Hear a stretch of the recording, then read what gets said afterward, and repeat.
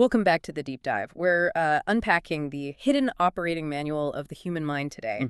We're talking about speed, efficiency, and, well, the architecture of social judgment. This deep dive is all about those mental shortcuts. Social categorization. Exactly, the process your brain uses constantly, and, how those necessary leaps can build the scaffolding for bias. Yeah, it's a really fascinating and pretty complex topic.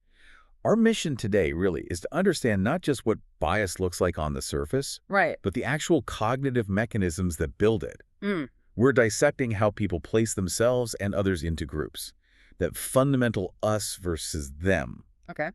And we'll be looking at the content of stereotypes, like what characteristics get assigned to groups and the process, how we form and use these categories just to get through the day in our, incredibly crowded social world. Okay, so let's start right at the foundation then. Categorization. It's basically the brain trying to cope, right? Trying to survive information overload. Absolutely. It's a simplification process. Has to be. You take this chaotic environment, you assign labels based on shared characteristics, and you put people, including yourself, actually into these social groups. Think of it as filing. You meet someone, you need to draw conclusions fast about their traits, their roles, how you might interact. And the first folders you grab. The basic social categories, Mm. because they're loaded with info and, crucially, they're easily observable. We're talking gender, race, and age. The big three. Yeah. Ugh. They're the initial touch points. They guide everything that comes after, really. But, those categories are way too broad for real life, aren't they? No one is just a woman or just an older adult. Exactly. And that's why we develop subtypes. They bring in that intersectionality you mentioned. Okay. So this is where we get the more fine-grained judgments, Yeah. like recognizing a young Asian man or a middle-aged white woman. Right, so it's layering the information. Precisely. Mm. Subtypes give us greater predictive power. Mm. And our sources point out these labels can be, really positive. Like golden ager. Yeah, or the perfect grandparent. Or they can be quite negative. Things like the shrew or curmudgeon stereotype. Okay, but what's really vital here, I think, is that the subtype is a refinement. It doesn't replace the main category. That's a crucial point. You don't stop seeing the basic category, like woman or Asian. The subtype just adds extra, highly specific information, often about social roles. So it lets us manage these complex identities, but still rely on the efficiency of the basic groups. Exactly, because if the subtype just canceled out the category, the stereotype associated with that main category would just, vanish. And we know that doesn't happen. Okay, so the brain needs to sort quickly. We get that. But how does it decide which label to use? This seems to be where the action is. It's kind of a push and pull, yeah, between the sensory data right in front of us, what we see, and this huge database of stereotypes we already carry around. The top-down stuff. Right. So let's look first at the bottom-up influences, the observable characteristics. What we actually see on the person? Yeah. It starts with prototypicality. Basically, the faster you get categorized, the more prototypical you are. Your physical features strongly match the brain's sort of essential checklist for that group. And this drives things like the racial phenotypical bias. Exactly. Highly typical members of a group get categorized faster, more easily. And the specific physical cues we focus on are, well, they're kind of wild. Our sources talk about things like face shape. Oh, yeah. Physical metrics play a huge role. Like people with what's called a baby face, they're immediately seen as maybe physically weaker, more submissive. Wow. And conversely, we also rely heavily on body cues.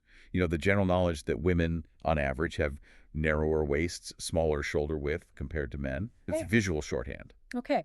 But what happens when the visual data isn't clear? When it's ambiguous? That's where things get really interesting. We see the minority bias come into play. Meaning, if the features aren't clearly defined, perceivers often sort of default. They classify the person as belonging to the minority or the socially subordinate group. Really? Until when? Until a very high percentage of features are stereotypically white in many contexts. It's like a cognitive default setting towards the less powerful category when information is, well, fuzzy. Okay, that brings us neatly to the top-down influences then.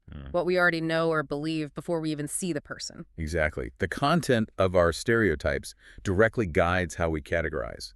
There's an interesting example about gay faces with gender atypical characteristics. Oh, yeah.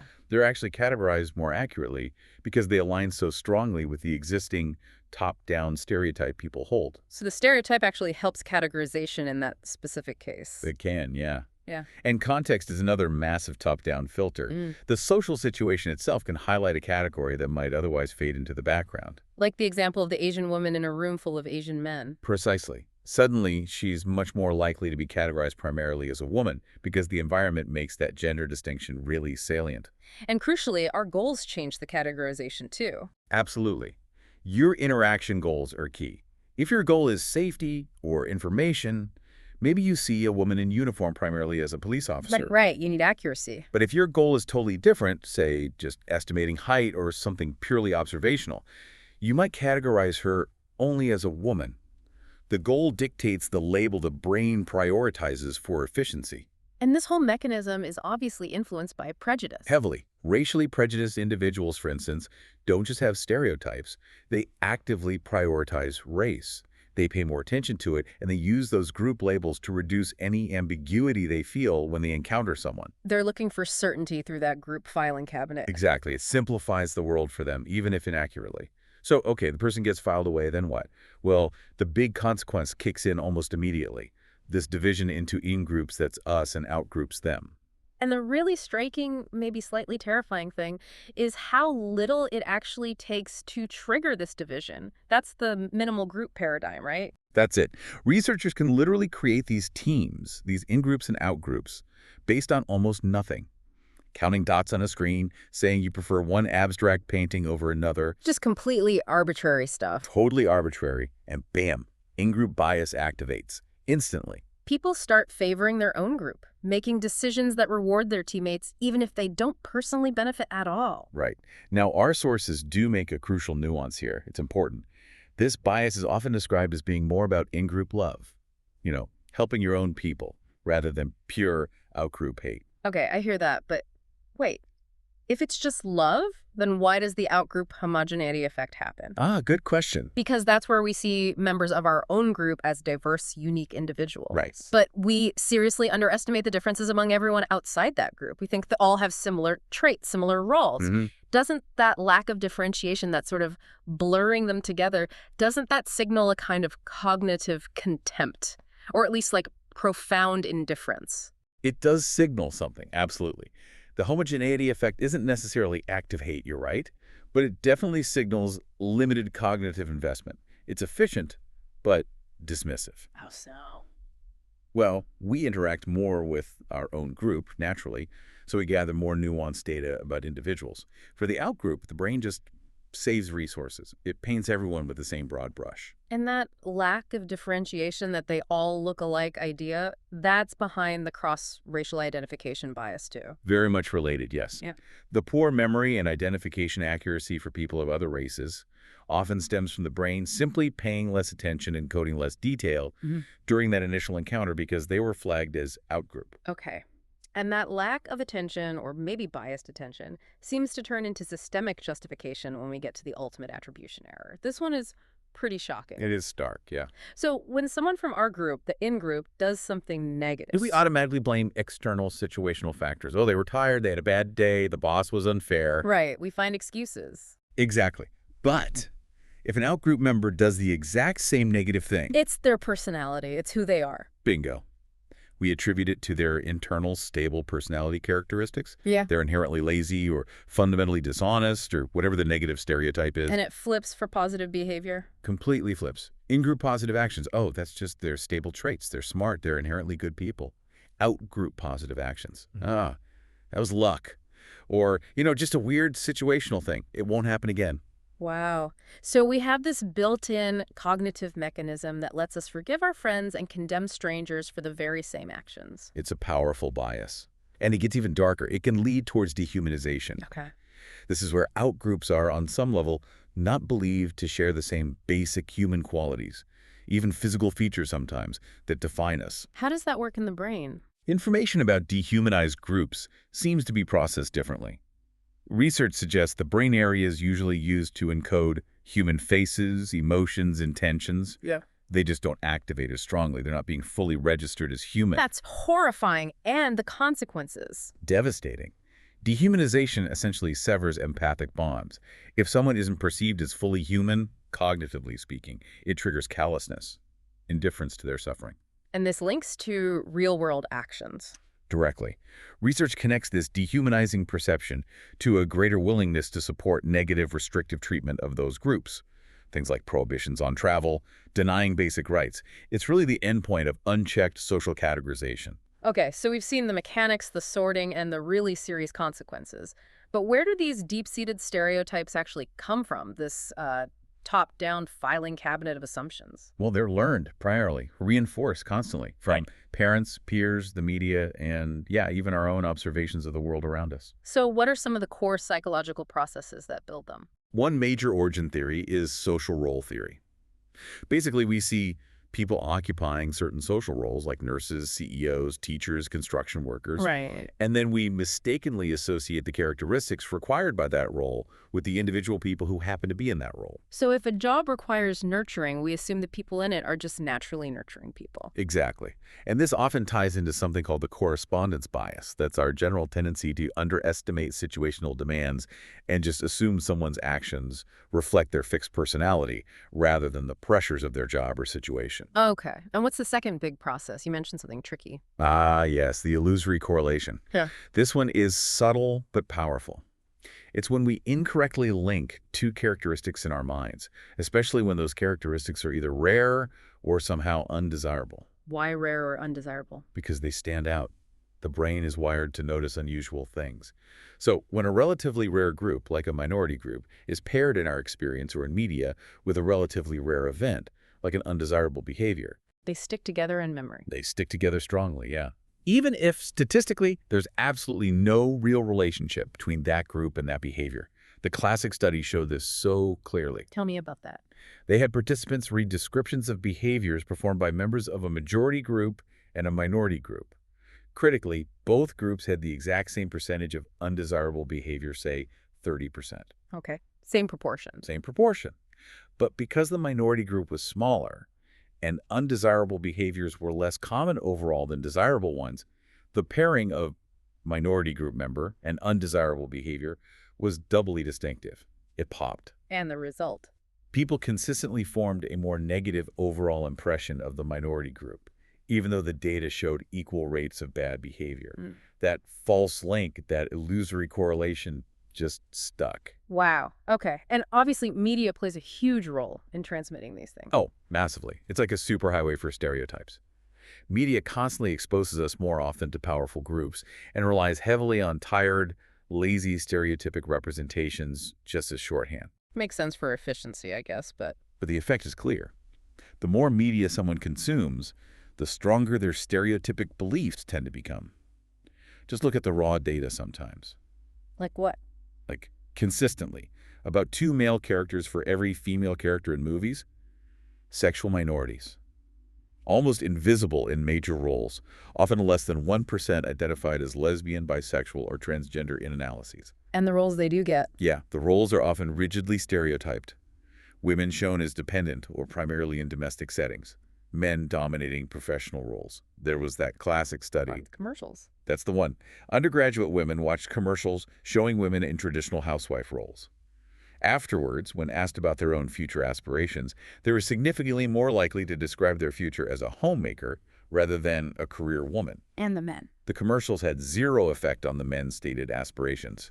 It just wasn't relevant to their perceived options. That's incredible. But maybe the most insidious way these biases get transmitted is just through language itself. Absolutely. Yeah. It's incredibly subtle, baked right into how we talk.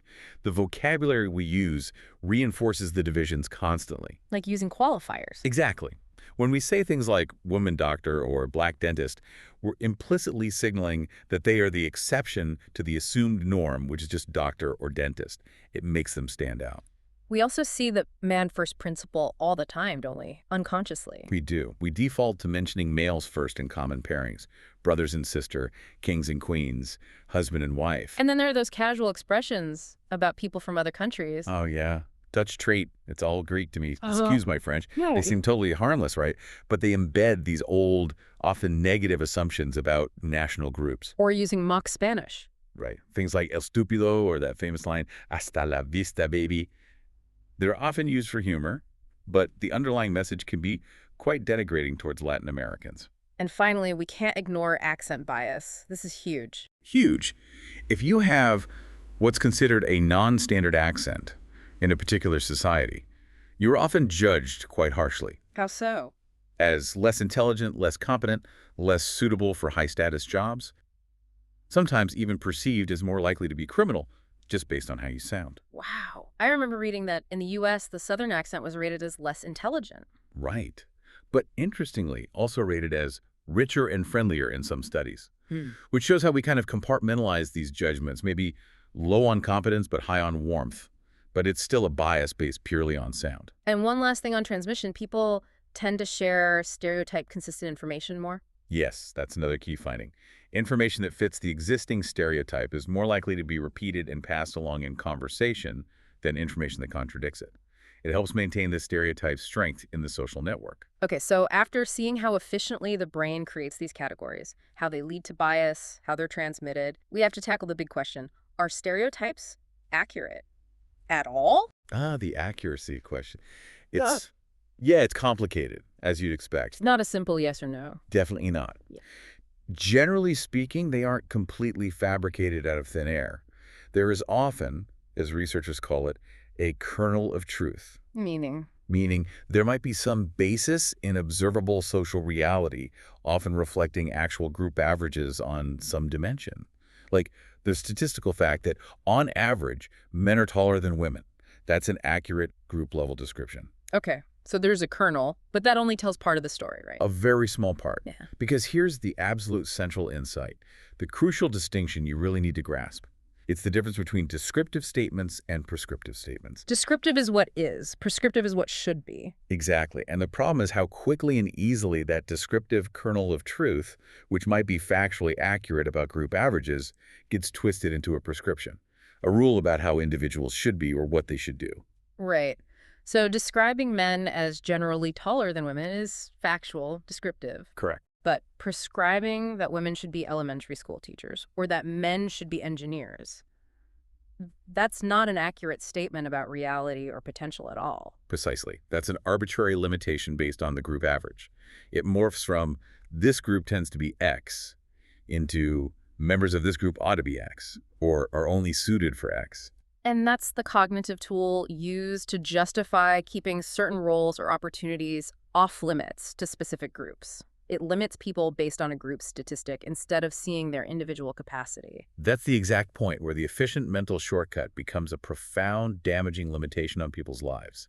#outro. So what does this all mean? We've taken quite a journey here. From the simple, almost mundane mechanics of categorization. That necessary simplification. Yeah, through to seeing how that system feeds really serious consequences. Things like the ultimate attribution error, outgroup homogeneity, even dehumanization. And understanding how these stereotypes get built and passed along, often unconsciously, through social roles, media, even just the words we use. And finally, landing on that critical difference between describing the world and prescribing how it must operate based on those descriptions. And we saw throughout this guide how our cognitive goals, whether we're aiming for accuracy or safety or just speed, really influence the categories we choose to see, the labels we apply. If the goal changes, the label can change. Exactly. Police officer versus woman. Threat versus person. Okay, so that really leads to the challenge for you listening to this. If we learn today that our goal dictates the label, then maybe our ultimate goal in social interactions should be something like individuation. Seeing the person beyond the category. Right.